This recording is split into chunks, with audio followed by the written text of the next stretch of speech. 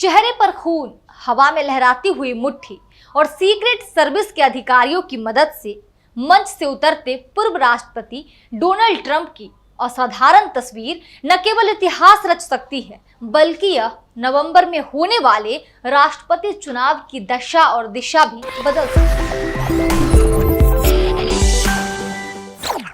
नमस्कार, मैं शारदा सिंह और आप देखना शुरू कर चुके हैं दी कैंटा। दरअसल शनिवार को अमेरिका के पेंसिल्वेनिया में जिस वक्त ट्रंप एक रैली को संबोधित कर रहे थे, उसी वक्त उनके ऊपर हमला किया गया। हमले में गोली उनके दाहिने कान के ऊपरी हिस्से को छूते हुए निकल गई थी। गनीमत रही कि इस हमले में उनकी जान बच गई। हालांकि ट्रंप पर हमला करने वाले संदिग्ध व्यक्ति को मौके पर ही मार दिया गया। अमेरिका के पूर्व राष्ट्रपति डोनाल्ड ट्रंप पर हमला करने वाले युवक की पहचान हो चुकी है। हमलावर की पहचान 20 वर्षीय थॉमस मैथ्यू क्रूकस के रूप में हुई है। हमलावर स्थानीय नरगिस होम के किचन में काम करता था। उसकी तस्वीर भी सामने आ चुकी है। रविवार को पेंसिल्वेनिया के बटलर में एक रैली के दौरान ट्रंप पर गोलियां चलाई गई थी। इनमें से एक गोली उनके कान को छेदते हुए निकल गई थी। इसके बाद ट्रंप के चेहरे पर खून दिखा था। इसी बीच अमेरिका के पूर्व राष्ट्रपति डोनाल्ड ट्रंप पर जानलेवा हमला करने वाले थॉमस मैथ्यू क्रूकस को लेकर अमेरिका की जांच एजेंसी FBI ने बयान जारी किया है। FBI ने कहा है कि क्रूकस का इस घटना को अंजाम देने का क्या मकसद था, ये अभी तक साफ नहीं है। जांच एजेंसी ने बयान में कहा है कि वो इस पूरी घटना की कड़ियां जोड़ने पर काम कर रही है और शूटर के शूटिंग से पहले के सारे मूवमेंट्स को नजर में रखते हुए इकट्ठा किए गए सबूतों की समीक्षा हो रही है।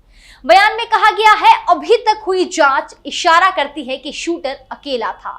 FBI इसकी जांच करना भी जारी रखेगी कि इस हमले में कहीं कोई सहयोगी साजिशकर्ता था भी या नहीं। क्रूकस का कोई भी आपराधिक इतिहास नहीं है और शूटिंग में इस्तेमाल बंदूक भी उन्होंने वैध तरीके से खरीदी थी। हालांकि FBI का कहना है कि फिलहाल सार्वजनिक सुरक्षा को लेकर कोई चिंता की बात नहीं है। हालांकि राजनीतिक हिंसा की इस हैरान करने वाली घटना का अमेरिका के चुनाव अभियान पर जाहिर तौर पर असर पड़ सकता है। इसी के बाद डोनाल्ड ट्रंप के बेटे एरिक ट्रंप ने सोशल मीडिया पर हवा में मुट्ठी लहराते हुए घायल ट्रंप की तस्वीर को शेयर कर लिखा, ये वो फाइटर हैं जिसकी अमेरिका को जरूरत है। वहीं गोलीबारी के तुरंत बाद राष्ट्रपति जो बाइडेन की भी प्रतिक्रिया सामने आई। उन्होंने कहा कि अमेरिका में इस तरह की राजनीतिक हिंसा के लिए कोई जगह नहीं है। उन्होंने रिपब्लिकन पार्टी और अपने प्रतिद्वंदी उम्मीदवार के लिए चिंता भी जताई।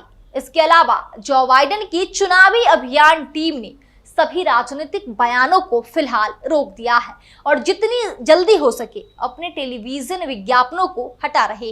वो स्पष्ट तौर पर मानते हैं कि इस समय डोनाल्ड ट्रंप पर राजनीतिक हमला करना गलत होगा।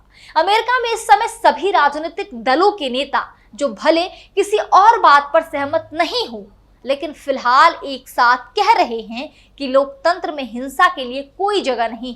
ट्रंप पर हुए इस हमले के बाद अमेरिका के पूर्व राष्ट्रपति Barack Obama, George W. Bush, Bill Clinton और जिमी कार्टर ने भी अपनी अपनी प्रतिक्रिया दी। प्रतिक्रिया में हमले की निंदा करते हुए कहा कि उन्हें इस बात से राहत मिली कि ट्रंप को गंभीर चोट नहीं आई। हालांकि डोनाल्ड ट्रंप के कुछ निकटतम सहयोगी और समर्थक इस हिंसा के लिए राष्ट्रपति बाइडेन को कसूरवार ठहरा रहे। इस खबर पर आपकी क्या राय है? कमेंट सेक्शन में हमें जरूर बताएं। देखते रहिए दी कैंटा। शुक्रिया।